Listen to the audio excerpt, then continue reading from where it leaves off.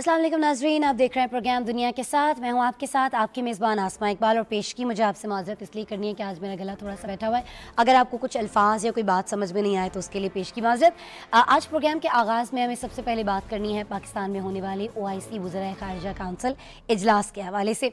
इस इजलास में जिसका आज बाकायदा एक इफ्तिताही सेशन था, उसमें मुख्तलिफ़ ममालिक के जो वज़राए ख़ारिजा हैं, जो मुख्तलिफ़ नुमाइंदगान यहाँ पर पहुँचे हैं, उनकी जानिब से आज तकारीर की गई हैं, बातचीत की गई है।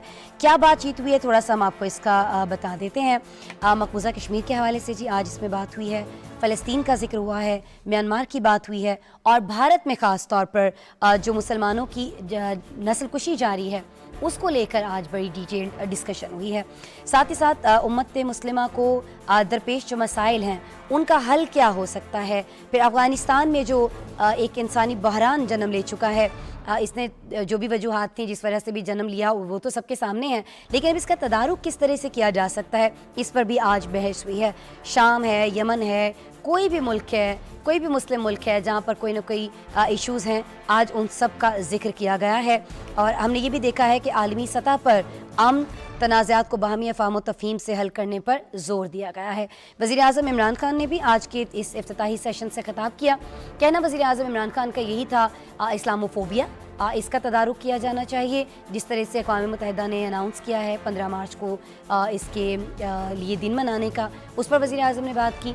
फिर उसके बाद हमने देखा कि वज़ीर आज़म इमरान खान ने जो बच्चों का जिनसी इस्तेहसाल किया जा रहा है उस हवाले से बात की। फिर फेक न्यूज़ की बात हुई और उसके बाद वज़ीर आज़म इमरान खान ने चाहे वो मकबूजा कश्मीर था, चाहे वो अफ़गानिस्तान की सूरत हाल थी, चाहे वो यूक्रेन रशिया मसला था, उसके ऊपर भी बात की। ये आज ही की इस सारे इजलास के मनाज़िर जो हैं हम आपको दिखा रहे हैं। क्या कुछ हुआ है पहले इस पर आपको एक रिपोर्ट दिखा देते हैं, फिर हमारे साथ गेस्ट मौजूद होंगे, उनसे बात कर लेंगे।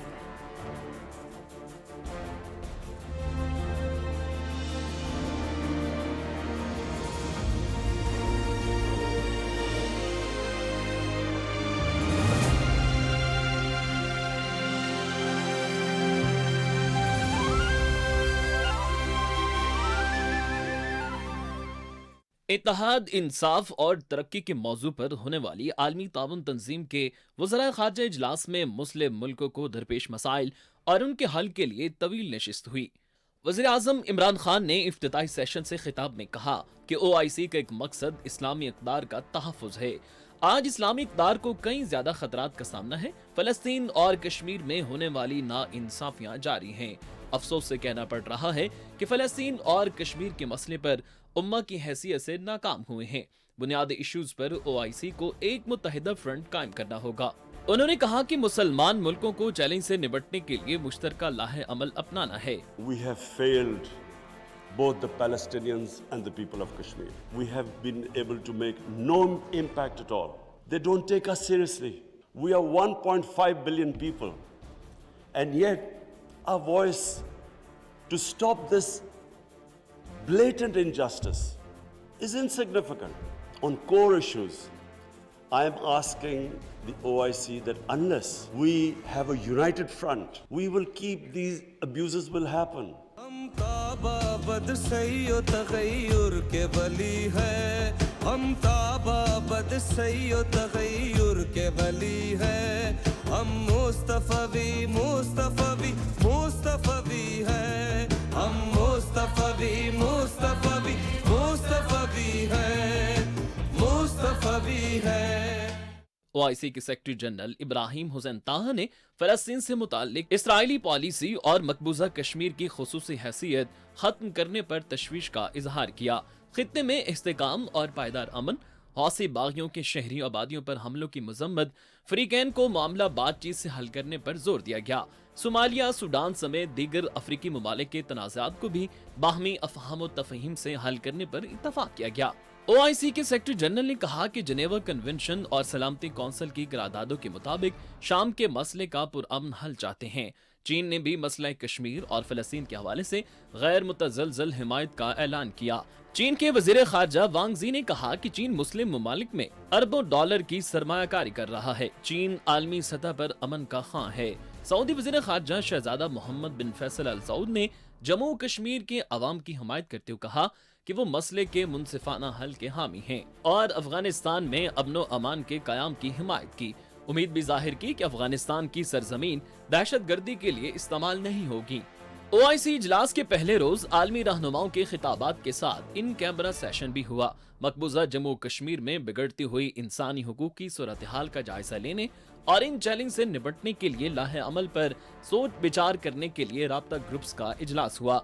वजीर खारजा शाह महमूद कुरैशी ने शुरका को बताया कि 9 लाख से जायद भारतीय फौजियों की मौजूदगी ने कश्मीर की जन्नत नजीर वादी को दुनिया की सबसे बड़ी जेल में तब्दील कर दिया।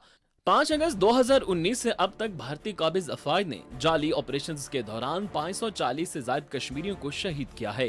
राब्ता ग्रुप्स इजलास में मुतालबा किया गया कि मकबूजा इलाके में आबादियाती तब्दीलियों को खत्म, तमाम सियासी कैदियों को रिहा, जबकि कश्मीरी सियासी क़यादत पर जुल्म व सितम का सिलसिला बंद किया जाए। अक़वाम मुत्तहिदा के खुसूसी मुबस्सिरीन के काम में हायल रुकावटों को दूर किया जाए और उनके मैंडेट को पूरा करने में मुकम्मल ताउन किया जाए। बिल्कुल जी, क्या डिटेल है आज के इस इजलास की, ये तो आपने इसमें जानी। मुसलमानों की जहाँ जहाँ नस्ल कुशी हो रही है उसके लिए जो उम्मत मुस्लिमा है उसको इकट्ठे होना होगा। आज वज़ीर आज़म इमरान खान जब खिताब कर रहे थे तो उन्होंने अपनी बात को दोहराया कि हम बार बार ये कहते हैं कि जी हमारी आबादी यानी कि जो मुस्लिम ममालिक हैं उनकी आबादी की अगर सिर्फ बात करें तो वो 1.5 अरब से ज़ायद की है। लेकिन उन्होंने कहा कि यहाँ ये भी अफसोस के साथ कहना पड़ता है कि ये जो 1.5 अरब से ज़्यादा की आबादी है ये अपने हुकूक आज तक नहीं ले पाई है। और ये बिल्कुल हकीकत भी है कि ओआईसी के क़याम की अगर बात कर लें तो 50 साल इसको गुजर जाने के बावजूद जो मकाम मुस्लिम उम्मा को हासिल होना चाहिए, मुस्लिम ममालिक को जिस तरह से अपने हुकूक हासिल कर लेने चाहिए वो होता हुआ दिखाई नहीं देता है। अक़वाम मुत्तहिदा के बाद अगर हम बात करें तो ये फ़ोरम सबसे बड़ा फ़ोरम है, ओआईसी का फ़ोरम, और ये इजलास जिसकी आज मेज़बानी की गई है इसमें जितने ममालिक की ने भी नुमाइंदगी के लिए अपने लोग भेजे हैं, चाहे वो वज़ीर ख़ारजा हैं, वज़ीर मुमलिकत हैं, नायब वज़ीर आज़म भी हमने देखे हैं कज़ाकिस्तान के यहाँ पर मौजूद थे। सब ने इस बयान पर, इस चीज़ पर इत्तेफाक किया है कि जी तमाम के तमाम जो ममालिक हैं उनको मुत्तहिद होना होगा और इसी में मुस्लिम उम्मा की बेहतरी है, भलाई है। लेकिन ये जो मुत्तहिद होना है इसके अंदर कहाँ पर रुकावट है, इस पे अभी बहुत ज़्यादा गौर करने की ज़रूरत है। और कहा यह जा रहा है कि कल जब ये इजलास हो रहा होगा तो बहुत सारे जो आपसी मसाइल हैं मुस्लिम ममालिक के उन पर भी बात की जाएगी। जैसा कि आज हमने देखा कि सऊदी अरेबिया की जानिब से हौसी बागियों के हवाले से बात की गई है।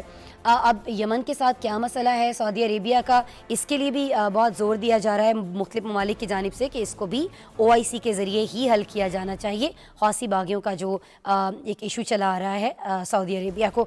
अच्छा जी, मौजूद मेहमान हमारे साथ मौजूद हैं इस इशू पे बात करने के लिए। मौलाना ताहिर अशरफी साहब चेयरमैन हैं पाकिस्तान उलमा काउंसिल के, वीडियो लिंक पर हमारे साथ मौजूद हैं, वेलकम करते हैं।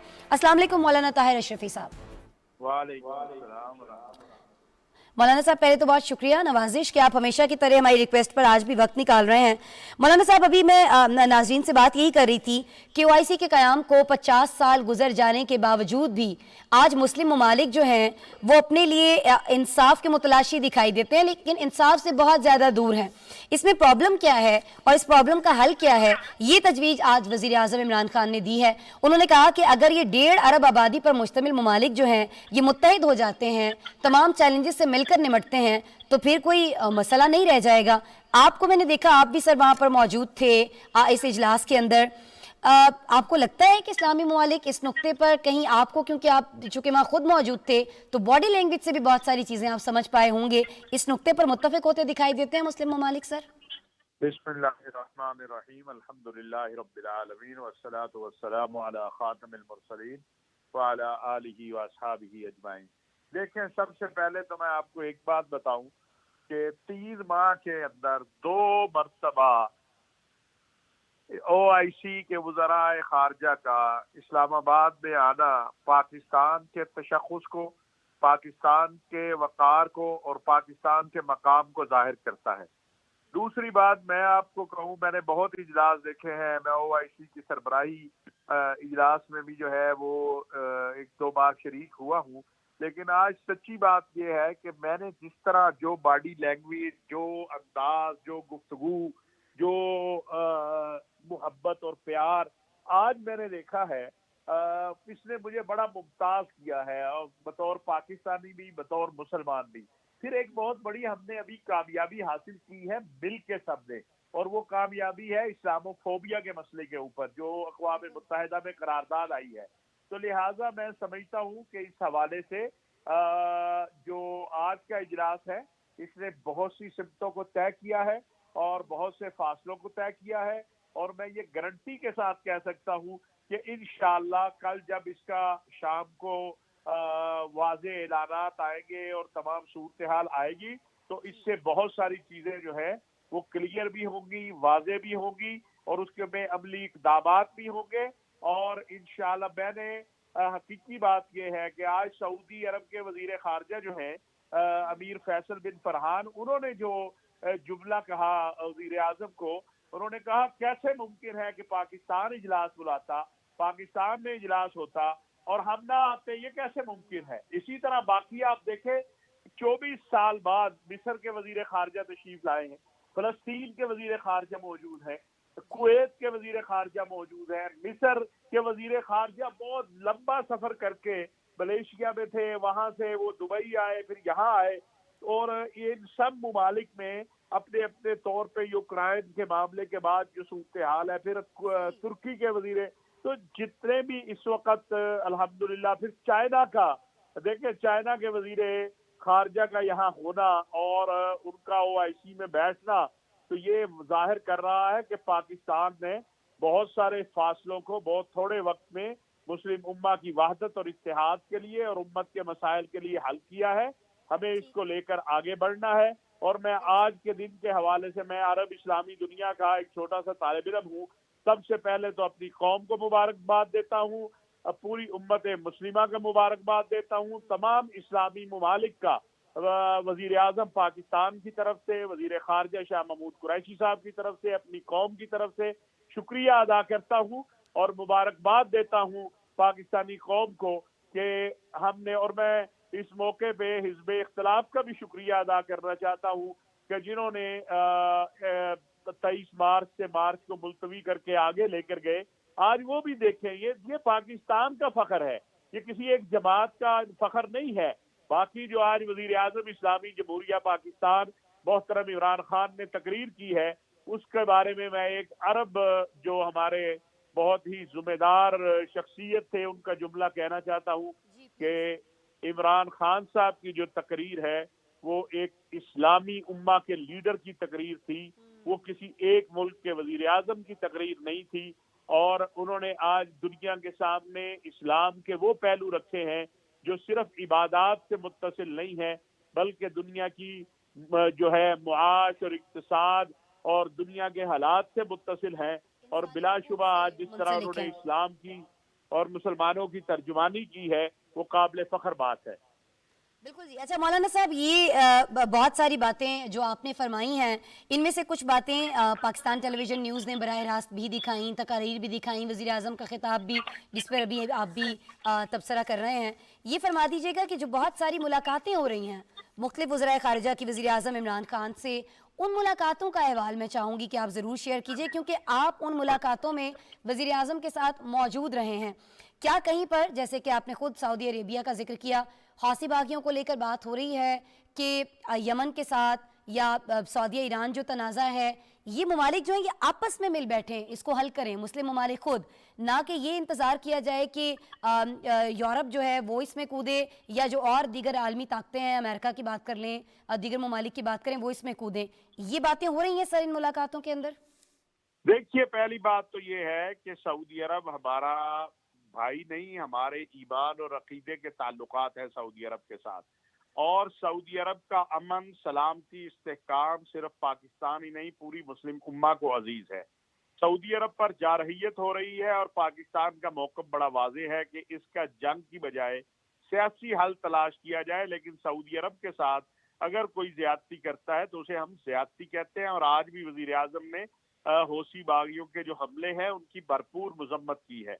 ایران کے اور سعودی عرب کے درمیان مذاکرات آپ کو پتہ ہے شروع تھے اور پیچھے کچھ دور ہوئے بھی ہیں. ہم بھی یہ بات کہتے ہیں کہ معاملات کو باہمی مذاکرات سے حل ہونا چاہیے اور اسلامی ملکوں کے اندر جو بیرونی مداخلتیں ہیں ان کا سلسلہ ختم ہونا چاہیے. یہاں میں آپ کو یہ بتاؤں کہ آج جب فلسطین کے وزیر خارجہ جو ہیں وہ خان صاحب کو فلسطین کی صورتحال بتا رہے تھے تو جو اس وقت اضطراب تھا ہم سب کا اور جو درد تھی اور جو اسرائیلی عزائم ہیں کہ الاقصی کو وہ جو مسلمانوں کے پاس حصہ ہے وہ بھی وہ چھیننا چاہتا ہے اور مسلمانوں کی عبادت کو بھی محدود کرنا چاہتا ہے. آپ یقین کریں کہ اتنے مضطرب تھے وزیر اعظم یہ باتیں سن کر, اور انہوں نے اس کے اوپر وزارت خارجہ کو بھی کہا ہے کہ وہ اس حوالے سے مسلم دنیا سے بات کرے کہ اسرائیل جو مسجد اقصیٰ ہے اس پہ جس طرح اب قبضہ کرنے کا سوچ رہا ہے, اور یہ ساری چیزیں جو ہیں. اسی طرح عراق کے جو وزیر خارجہ ملے انہوں نے جو عراق کی صورتحال اس حوالے سے بتایا, اور بہت زیادہ شکریہ ادا کیا کہ پاکستان کا, کہ پاکستان میں اب ان کے نوجوان آ کے جو ہے فوج کی ٹریننگ ہو رہی ہے, باقی چیزیں ہو رہی ہے, پاکستان سے تعاون بڑا ہے. تو میں ایک بات آپ کو عرض کروں کہ دیکھیں 24 سال بعد مصر کے وزیر خارجہ آئے ہیں پاکستان, 39 سال بعد ہمارے وزیر خارجہ گئے تھے عراق, اور اب یہ آنا جانا شروع ہوا ہے. اور باقی کویت دیکھ لے, باقی چیزیں دیکھ لے, اور کل ہماری جو قابل فخر پریڈ ہے ہماری فوج کی, جو ہمارا اعزاز ہے, اس میں سارے یہ وفود شریک ہو رہے ہیں. اور اس میں تو اس لیے میں سمجھتا ہوں کہ یہ پاکستان کے لیے, اور انشاءاللہ جو عملی اقدامات ہم آگے کرنا چاہتے ہیں, خواہ وہ ہندوستان میں حجاب کا معاملہ اور پوری دنیا میں حجاب کا مسئلہ ہے, ہندوستان میں جو اس وقت بربریت ہے, کشمیریوں کی جو بات ہے. اور پھر آپ کو یاد ہوگا کہ ہمارے ہاں بہت پراپیگنڈا کیا گیا کہ سعودی عرب نے اور OIC نے موقف بدل لیا ہے کشمیر کے اوپر. تو ان لوگوں کے لیے آج میرا خیال ہے یہ بڑا پیغام تھا, اور اگر ان لوگوں نے آج دیکھا ہو کہ آج ہر مقرر نے کشمیر کی بات کی, سعودی عرب کے وزیر خارجہ نے, OIC کے سیکرٹری جنرل نے, ہر ایک نے کشمیر کی بات کی, وزیر اعظم نے کشمیر کی بات کی. تو جو لوگ کہتے تھے کہ کشمیر کے مسئلے سے OIC پیچھے ہٹ گئی ہے یا سعودی عرب نے موقف بدل لیا, یا اور ان کو آج نظر آ جانا چاہیے کہ کشمیر کا مسئلہ جو ہے اس پر کوئی موقف نہیں تبدیل کر سکتا. ہمارا رگ ہے کشمیر, اور OIC ہمارے ساتھ اسی طرح کھڑی ہے جس طرح کل کھڑے تھی, سعودی عرب اسی طرح کھڑا ہے, باقی دنیا اسی طرح کھڑی ہے. ہمیں خود آگے بڑھ کے چیزوں کی اصلاح کرنی ہے, اور جب آپ اس طرح کے ایونٹ کریں گے, جب آپ اس طرح سے مسلم امہ کو ساتھ لے کے چلیں گے, مسلم امہ کو جمع کریں گے, مسلم امہ کی قیادت کریں گے, تو آپ پھر دیکھیں گے کہ حالات کس طرح تبدیل ہوتے ہیں. یہ وہی پاکستان نہیں ہے جس پاکستان نے OIC کے بنانے میں کردار ادا کیا تھا, اور جس پاکستان کو OIC کے بنانے کے بعد ذوالفقار علی بھٹو شہید کی صورت میں قربانی دینی پڑی. ذوالفقار علی بھٹو کے جو جرائم تھے ان میں سے ایک جرم, اور شاہ فیصل شہید کا, وہ یہی تھا کہ انہوں نے مسلم امہ کو جمع کیا ہے, اور وہی کام آج آپ نے کیا ہے. اور میں سمجھتا ہوں اگر اس موقع پہ آخر میں اگر میں شکریہ ادا نہ کروں اپنے ملک کے سلامتی کے اداروں کا, اپنی افواج کا, میرے اوپر بطور میزبان یہ ذمہ داری عائد ہوتی ہے کہ میں اپنی پولیس اسلام آباد کی اور پنجاب کی پولیس کا, اپنے رینجرز کا, پاک فوج کا, سلامتی کے اداروں کا, سب کا شکریہ بھی ادا کرنا چاہتا ہوں. ان کو سلام پیش کرتا ہوں کہ جس طرح انہوں نے, نہ کوئی روڈ بند ہوا, نہ کوئی سڑکیں بند ہوئی, اور آپ دیکھیے کہ اتنا بڑا ایونٹ ہوا ہے, اور یہ اسلام آباد میں ہوا ہے. اس اسلام آباد میں جس کے بارے میں بہت زبردست طریقے سے ہوا ہے. مولانا صاحب ابھی میں بھی آفس آئی ہوں, کچھ ایسی بلڈنگز ہیں جن کے باہر سیکیورٹی بڑھائی گئی ہے, لیکن آپ صحیح کہہ رہے ہیں کہ عوام الناس کو تنگ نہیں کیا جا رہا ہے, اور یہ بڑی زبردست چیز ہے, بالکل اپریسیشن بنتی ہے, اور آپ نے کیا بھی ہے. بہرحال بہت شکریہ. مولانا طاہر اشرفی صاحب, آپ چیئرمین ہیں پاکستان علماء کونسل کے, ایک بڑا معتبر نام ہے. جب بھی مذہب کے حوالے سے ہمیں بات کرنا ہوتی ہے, بحث کرنا ہوتی ہے, ہم آپ کو مدعو کرتے ہیں, اور آپ کی مہربانی ہے, نوازش ہے کہ آپ ہمیشہ ہماری ریکویسٹ پر وقت نکالتے ہیں. بہت شکریہ مولانا طاہر اشرفی صاحب آپ کے وقت کے لیے. مولانا صاحب موجود تھے, اور واقعتاً جس طرح سے ہمارے جو سیکیورٹی کا نظام ہم نے دیکھا ہے اسلام آباد کے اندر, ریڈ زون کے اندر, وہ قابل تحسین ہے جو انتظامات کیے گئے ہیں. اور ظاہر ہے جب اس طرح کے گیسٹ آتے ہیں اور اس طرح کی سچویشن ہوتی ہے, اور پاکستان کو لے کر جس طرح سے غلط خبریں جن کا وزیر اعظم عمران خان نے بھی ذکر کیا ہے, فیک نیوز, تو پھر اس طرح کے کچھ انتظامات تو کرنا پڑتے ہی ہیں, بنتے ہیں. بہرحال جی آگے بڑھتے ہیں, بات کر لیتے ہیں روس اور یوکرین کے درمیان جاری جنگ کی. آپ کو بتائیں کہ یوکرین کے اندر جو جنگ جاری ہے اس کو 27 روز ہو چکے ہیں. آج ایک نئی بات سامنے آئی ہے جی, جو بائیڈن کی جانب سے, یہ بات تو پہلے بھی کہہ چکے ہیں, لیکن جنگ کے دوران انہوں نے پہلی دفعہ یہ بات اتنا زور دے کر کہی ہے. کہا انہوں نے یہ ہے کہ انہیں اب اس بات کا خدشہ ہے کہ آئندہ آنے والے چند روز میں جو رشیا ہے وہ یوکرین کے اندر کیمیائی ہتھیار جو ہے وہ استعمال کر سکتا ہے. لیکن اس پر رشیا کا بیان بھی سامنے آ گیا ہے. ماسکو نے اس بات کی تردید کر دی ہے کہ کوئی بھی ایسے ہتھیار جو ہیں وہ موجود نہیں ہیں. कहा यह जा रहा है नुकसान बहुत ज़्यादा हो गया है, 4,431 इमारतें तबाह हो गई हैं। अब बहुत सारे लोग जो हैं वो अपनी जानों से चले गए हैं। 651 तो इनमें रिहायशी इमारतें थी जिनमें लोग मौजूद थे, कुछ में मौजूद नहीं थे, क्योंकि बहुत सारे लोग जो हैं यहाँ से हिजरत कर चुके हैं। क्या सूरत हाल है 27वें रोज़ इस जंग की, आपको रिपोर्ट दिखाते हैं, फिर गेस्ट से बात भी कर लेंगे।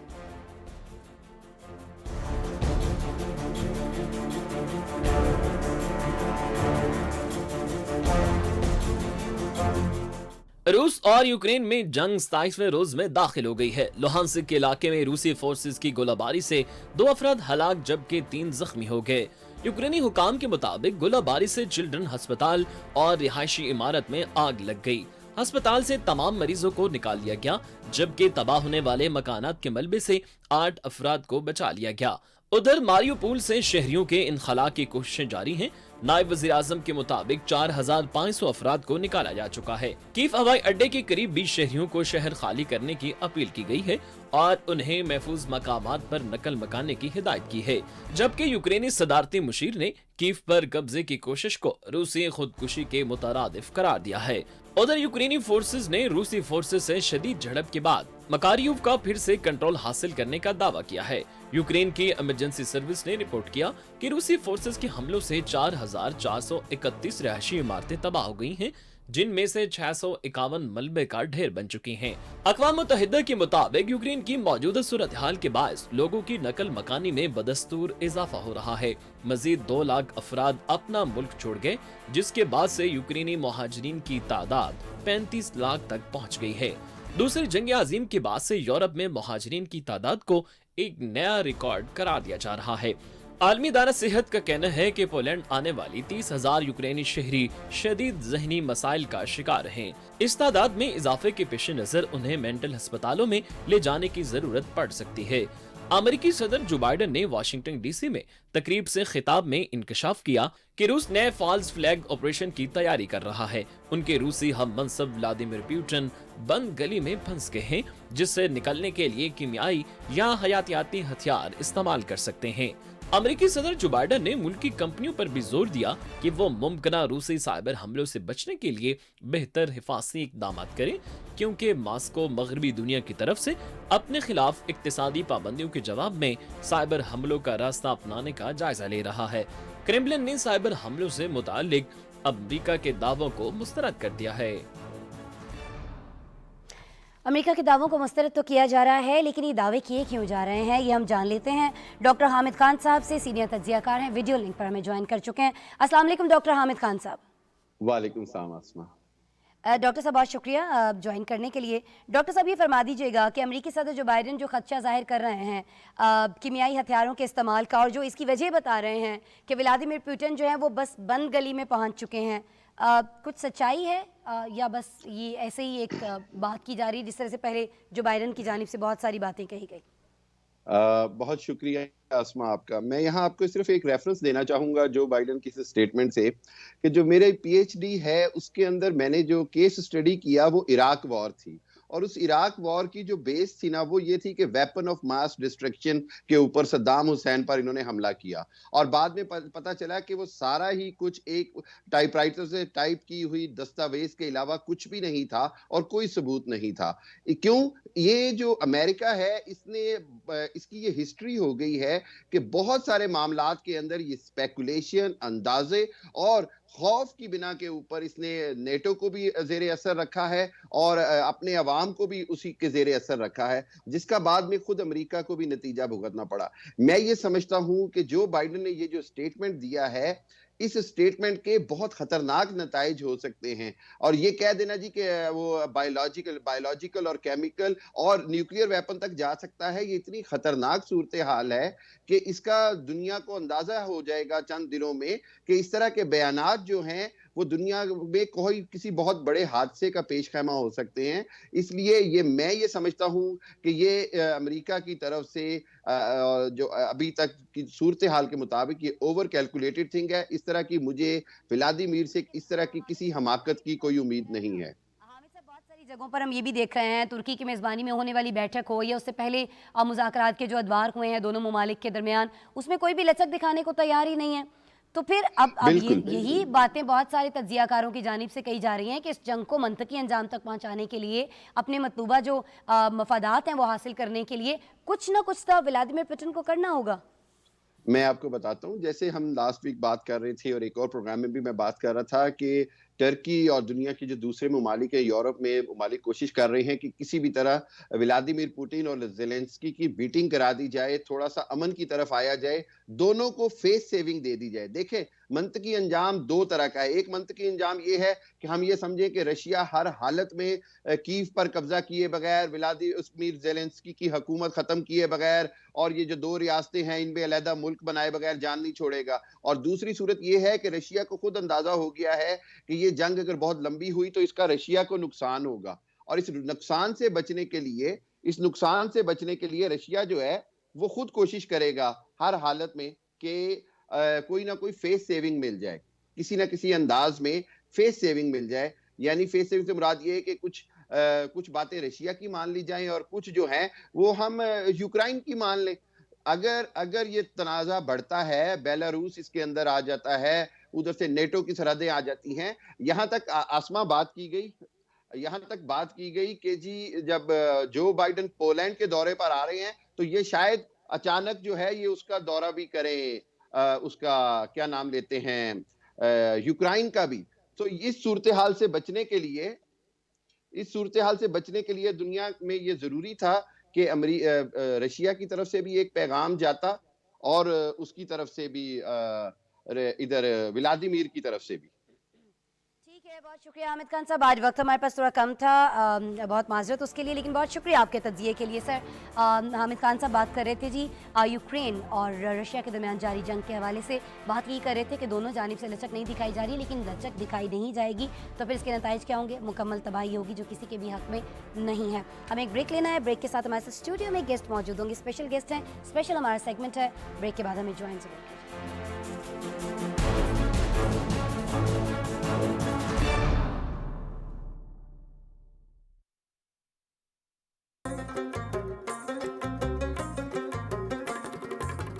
اب سارے دل تھام کے بیٹھو، سچی چاہ کی باری آئی. جنت کی یعنی خیبر پختونخوا کی باری آئی. یہ خطہ مہمان نوازوں اور جو اللہ نے پاکستان میں ڈائیورسٹی دی ہے اور جو آگے انشاءاللہ جو ہم پاکستان کا آگے مستقبل دیکھ رہے ہیں، یہ ٹورزم ہمیں فورن ایکسچینج بھی لے کے آئے گا اور ٹورزم سب سے زیادہ لوگوں کے لیے نوکریاں دے گا.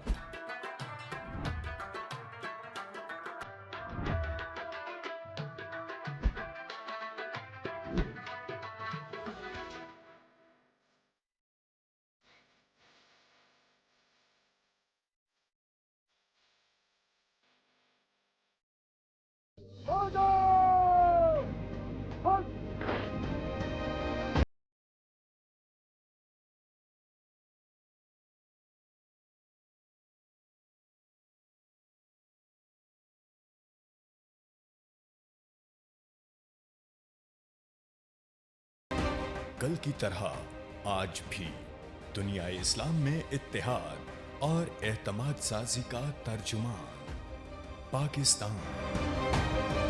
57 مسلم ممالک میں بسنے والے 1 ارب 90 کروڑ مسلمانوں میں ملی یگانگت سمیت درپیش معاشی، سیاسی اور حرمت دین سے متعلق چیلنجز پر اتفاق رائے کے لیے پاکستان کی ایک اور تاریخی سفارتی کوشش. اسلام آباد میں OIC وزرائے خارجہ اجلاس.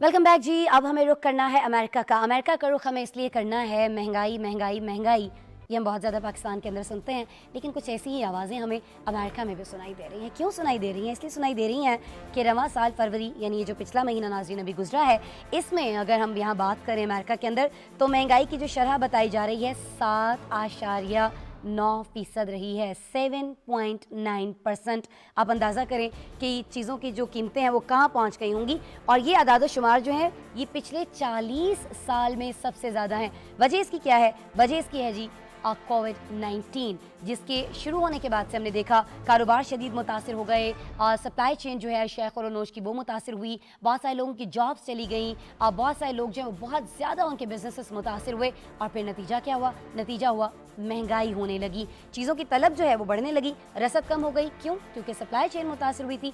आपने पिछले दिनों देखा था कनाडा और अमेरिका की सरहद पर बहुत सारे जो ट्रक ड्राइवर्स हैं वो भी हमें एहतजाज करते हुए दिखाई दिए। क्यों? क्योंकि उनसे कहा गया कि कोविड-19 की पाबंदियों के तहत आप तब तक सरहद पार नहीं कर सकते हैं जब तक आप वैक्सीनेटेड नहीं हैं। और भी बहुत सारी चीज़ें थी, बहुत सारे मसले मसाइल थे, लेकिन अब इस मसले से निमटने के लिए किया क्या जा रहा है? क्योंकि बाइडन पर तो बहुत सारे मामलात को लेकर ऑलरेडी बहुत तनकीद हो रही थी। ये चीज़ें हम पूछेंगे जी। हमने इसके लिए ख़ास दावत दी है तनवीर अहमद साहब को, सीनियर तज्ज़ियाकार हैं, स्टूडियो में हमारे साथ मौजूद हैं, और ये रहते भी अमेरिका ही में हैं, तो इनको ज़हमत देने का मकसद ये था कि सूरत हाल को ज़रा अच्छे से समझ लिया जाए। वेलकम करते हैं तनवीर साहब को। अस्सलाम वालेकुम तनवीर अहमद साहब। जी वालेकुम। तनवीर साहब बहुत शुक्रिया, ह्यूस्टन से आप खास तौर पर तशरीफ़ लाए हैं हमारे शो के लिए। तनवीर अहमद साहब ये फरमा दीजिएगा, पहले तो ये कि अमेरिका में सिचुएशन क्या है? ये जो महंगाई की शरह हम सुन रहे हैं 7.9%, ये तो बहुत ज़्यादा है। जी, सबसे पहले तो बहुत शुक्रिया आपने मुझे इधर बुलाया। जो आपने ज़िक्र किया कि महंगाई की शरह जो 7.8 है, मेरे ख़्याल में तो बहुत ज़्यादा है। इसको तो आप 5-6 से ज़्यादा मल्टीप्लाई करें। ये तो छोटी छोटी अगर चीज़ों पे भी अगर आप बात करना चाहें तो इतनी ज़्यादा इन्फ्लेशन हो चुकी है, इतनी ज़्यादा महंगाई हो चुकी है कि अगर आप मैं अगर 35% भी कहूँ तो ये कोई फिर भी एक छोटी तादाद होगी। 35% से भी ज़्यादा जो है ना वो महंगाई हो चुकी है। जी सर, आप जारी रखिए प्लीज़।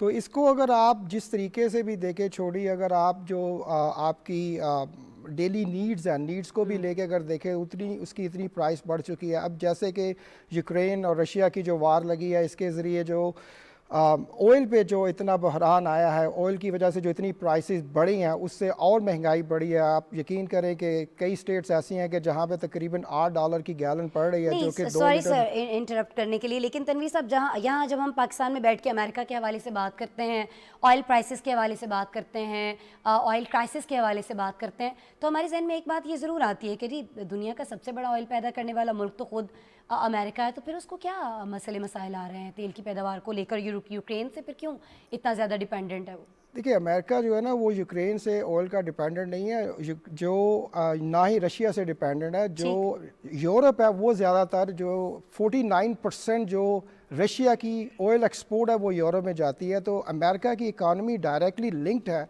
यूरोप को लेके, तो इसलिए उस पर इम्पैक्ट आता है। अमेरिका के पास बहुत ज़्यादा ऑयल है, लेकिन वो उनके कुछ एनवायरमेंटल इश्यूज़ हैं, एनवायरमेंटल लॉज की वजह से, पोल्यूशन को कंट्रोल करने की वजह से वो अपने मुल्क से ऑयल नहीं निकालते। इसीलिए उनकी ज़्यादा से ज़्यादा जो तवज्जो है वो ज़्यादा मिडल ईस्ट पे ही है। अब देखिए, अगर दुनिया में देखा जाए तो 3 या 4 जो है ना वो ज़्यादा ऑयल प्रोड्यूसिंग कंट्रीज़ है। रशिया हो गया, ईरान है, सऊदी अरब है और वेनेजुएला है। अमेरिका के अब ईरान और वेनेजुएला के साथ इतने हालात अच्छे नहीं हैं, तो उनके पास 2 ही सूरतें थी कि जो सऊदी अरब से लिया जाए और रशिया से लिया जाए। अब जबकि उन्होंने रशिया पे सैंक्शंस लगा दिए हैं, तो इसका डायरेक्ट इफ़ेक्ट अगर देखा जाए तो यूरोप को हो रहा है। लेकिन जिस तरीके से कि अमेरिका की जो भी अगर मेन 10 बड़ी कंपनी है वो डायरेक्टली इन्वॉल्व हैं यूरोप के साथ, तो डेफिनेटली उसका इफेक्ट अमेरिका को ज़रूर होगा। ठीक है, अमरीकी अवाम पर भी ज़ाहिर हो रहा है। बहुत सारे लोगों के बारे में ये तलात आ रही हैं कि जो बड़े शहर हैं वहाँ पर किराए बहुत ज़्यादा बढ़ चुके हैं। आप खुद ह्यूस्टन के अंदर रहते हैं, हमें ज़रा बताइए सिचुएशन क्या है? क्योंकि तलात ये भी हैं कि लोग जो हैं वो बड़े शहरों से छोटे शहरों की जानिब रुख कर रहे हैं मजबूर होकर। देखिए, ये एक साइकिल होता है कि जब एक आपने कोई भी शहर को सिविलाइज बनाना है, कोई ज़्यादा डेवलपमेंट करनी है, तो छोटे शहरों के लोग जो है ना वो एक डाइवर्सिटी को लेके, एक कल्चरल इश्यूज़ को लेके ना वो बड़े शहरों की तरफ मुंतकिल होते हैं। लेकिन अब ये हो रहा है कि जिस तरीके से महंगाई बढ़ती जा रही है, जैसे कि मैंने पहले जिक्र किया, तकरीबन 35% जो है ना वो महंगाई बढ़ चुकी है। तो जो एक एवरेज लेबरर है उसके लिए बहुत मुश्किल हो रही है कि वो बड़े शहरों में रहे। किराया जो ऑलमोस्ट 100% जो है ना वो किराए बढ़ चुके हैं, तो इसलिए उनका अब जो रुझान नया जो हो रहा है वो छोटे शहरों की तरफ मुंतकिल हो रहा है। میرے خیال میں یہ بھی ایک امریکہ کی ایک پالیسی ہے کہ جو اب چھوٹے چھوٹے شہروں کو توجہ دی جائے کہ تاکہ وہاں پہ بھی زیادہ ڈیولپمنٹ ہو سکے، بجائے اس کے کہ آپ جو ہے ہاریزنٹل ڈیولپمنٹ کریں، اب وہ ورٹیکل ڈیولپمنٹ کی طرف کوشش کر رہا ہے کہ اس طرف رجوع کیا جائے.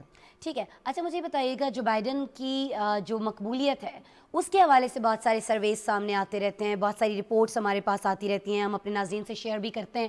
بہت ساری رپورٹس، بہت سارے تجزیے، بہت سارے سرویز یہ بتاتے ہیں کہ ان کی جو مقبولیت ہے وہ بہت کم ہوتی جا رہی ہے. ایسا ہے؟ آپ تو وہاں کے شہری ہیں، رہائشی ہیں، بہتر بتا سکتے ہیں. یہ بالکل صحیح ہے. جو بھی پریزیڈنٹ آتے ہیں، اس سے پہلے اگر آپ دیکھیں تو 2000 سے جب ایرا شروع ہوا تھا تو جارج بش جونیئر تھے، انہوں نے جب پریزیڈنسی لی تھی ان کی بھی ریٹنگ کم ہوئی. اس کے بعد جب باراک اوباما آئے ان کی بھی ریٹنگ کم ہوئی، ٹرمپ کی بھی ہوئی. بائیڈن کے ساتھ سب سے بڑا مسئلہ یہ آ گیا ہے کہ جیسے ہی انہوں نے ٹیک اوور کیا، کووڈ بیسیکلی چل رہا تھا، اس کے بعد جو ہے نا اب یہ افغانستان کا مسئلہ آ گیا، اب یہ رشیا یوکرین کا مسئلہ آ گیا، تو it is bound to happen کہ ان کی ایک نیچرل افیکٹ ہے کہ ان کی جو ریٹنگ ہے وہ ڈیفینیٹلی کم ہوگی. ٹھیک ہے، لیکن کچھ کرتی ہوئی بھی دکھائی دے رہی ہے پھر حکومت اپنی اس گرتی ہوئی مقبولیت کو بچانے کے لیے؟ کچھ اقدامات کیے جا رہے ہیں انفلیشن کو لے کر، مہنگائی کو لے کر، ساری سچویشن کو سنبھالنے کے لیے؟ دیکھیں وہاں پہ سب سے جو چیز اچھی بھی ہے یا بری بھی ہے نا، ہر چیز جو ہے نا وہ پرائیویٹائز ہو چکی ہے، جس میں کہ اگر میں پیٹرولیم کی ہی بات کروں تو وہ بھی ایک پرائیویٹ اینٹی ہے. اب انہوں نے فرسٹ ٹائم جو ہے نا پچھلے شاید 50 سالوں میں نا ایک اعلان کیا ہے کہ ہم جو پیٹرولیم پہ نا اگر پرائسز نیچے نہیں آتی تو ہم اس کو سبسڈائز کریں گے. تو اس چیز کو لے کے نا جو عوام میں ایک جو ان کی شرح گرتی نیچے جا رہی تھی وہ تھوڑی سی اب اوپر آنی شروع ہو رہی ہے کہ first time in last 50 years Biden صاحب نے نا ایک اعلان کیا ہے کہ ہم اس چیز کو سبسڈائز کریں گے. ٹھیک ہے.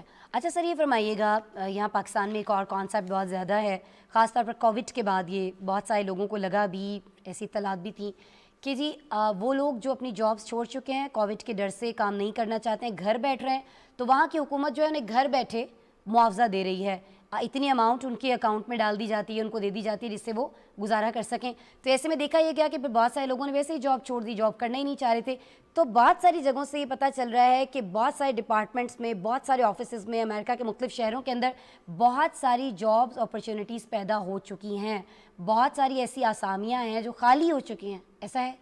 جی یہ بالکل صحیح ہے. کافی ساری جو ہے نا جاب اوپننگز ہیں. اگر دیکھا جائے تو تقریباً ابھی اوور 10 ملین جابس کی ضرورت ہے امریکہ میں. اب مسئلہ یہ ہوا ہے کہ جیسے ہی یہ کووڈ آیا، گورنمنٹ نے نا اتنے زیادہ منی پرنٹ کی، لوگوں کو اتنا زیادہ پیسہ دے دیا، بزنسز کو دیا، انڈیویجولز کو دیا، فیملیز کو دیا، جس کی وجہ سے نا کافی ساری جو ان کی ضروریات تھی وہ پوری ہوتی رہی. انہوں نے جاب چھوڑ دیا. اب ان کو نا ایک ایسا شوق ہو گیا کہ جو ہمیں گھر بیٹھے ہوئے سب کچھ مل رہا ہے، ہم جاب کیوں کریں. حالانکہ گورنمنٹ اب جو ہے نا وہ پیسہ بند بھی کر رہی ہے، لیکن پھر بھی ان کا ابھی تک کام کی طرف آنا جو ہے نا رجحان ابھی تک شروع نہیں ہوا. ٹھیک ہے. اچھا بہت ساری کمپنیز کے بارے میں یہ پتہ چل رہا ہے کہ وہ بہت زیادہ دباؤ کے اندر کام کر رہی ہیں، بہت ساری جو کمپنیز ہیں وہ بند ہو رہی ہیں. کوئی ایسی پالیسی ہے یا بنائی گئی ہے کووڈ کے بعد؟ کیونکہ اب تو کافی عرصہ ہو گیا کووڈ کو آئے ہوئے، ایک نئی لہر کے بارے میں بھی ہم سن رہے ہیں، اس بارے میں بھی ہمیں بتائیے گا. پھر یہ بھی کہیے گا کہ جو ایسی کمپنیز بند ہو جاتی ہیں ایسے پینڈیمک کی وجہ سے، کسی اور سچویشن کی وجہ سے، کمپنسیٹ کیا جاتا ہے وہاں کی گورنمنٹ کی جانب سے؟ کوئی ایسی پالیسی ہے امریکہ کے اندر؟ نہیں، ایسی تو خیر کوئی بات نہیں ہے کہ اگر کوئی کمپنی بند ہوئی ہے تو گورنمنٹ اس کو کمپنسیٹ کرے. جب کووڈ شروع ہوا تھا تو ڈیورنگ دا ٹرمپ ٹائم انہوں نے تقریباً $2 ٹریلین کے قریب جو بزنسز کو پیسے دیے تھے کہ اگر آپ جابس پہ رکھتے ہیں تاکہ اکانومی چلتی رہے. تو اس کے علاوہ تو گورنمنٹ کی کوئی ایسی پالیسی نہیں ہے کہ کوئی کمپنی بند ہوتی ہے تو اس کو کچھ ہیلپ کی جائے یا اس کو کچھ سبسڈائز کیا جائے. ایسا بالکل بھی نہیں ہے. یہ ایک چیز جو ہے کہ everything is just like a privatize. آپ نے جو بھی کرنا ہے آپ نے بل بوتے پہ کرنا ہے، اپنے پیروں پہ ہی کرنا ہے. اگر آپ نے کوئی رانگ ڈیسیژن لیا تو آپ کی کمپنی ڈوب گئی ہے تو اس میں گورنمنٹ بالکل کچھ نہیں ہیلپ کرتی. ٹھیک ہے جی، آپ خود ذمہ دار ہیں اپنے کیے کہ ایسی کوئی پالیسی نہیں ہے امریکہ کے اندر. بہت شکریہ تنویر احمد صاحب، سینئر تجزیہ کار، آپ تشریف لائے. خاص طور پر مدعو کر رہے تھے آپ کو کافی عرصے سے، آپ نے وقت نکالا. بہت نوازش سر آپ کے وقت کے لیے، thank you so very much. Tanvir Ahmed صاحب ہمارے ساتھ موجود تھے جی. بات کر رہے تھے ہم امریکہ میں بڑھتی ہوئی مہنگائی کی. تو اسے سمجھ میں یہ آیا کہ صرف پاکستان میں مہنگائی نہیں ہے، پوری دنیا میں بڑھ رہی ہے. اور امریکہ جس کے بارے میں یہاں بیٹھ کے ہم سوچتے ہیں کہ جی وہاں پر تو شاید سب کچھ مفت میں مل رہا ہے، تو ایسا بالکل نہیں ہے. وہاں پر بھی لوگ بہت سارے پرابلم سے ہیں، بہت سارے مسائل جو ہیں وہ فیس کر رہے ہیں. آج کے پروگرام کا وقت ختم ہو رہا ہے. کل رات دوبارہ آپ سے ملاقات ہو رہی ہے. اپنا بہت سا خیال رکھیے گا. اللہ نے کے بعد.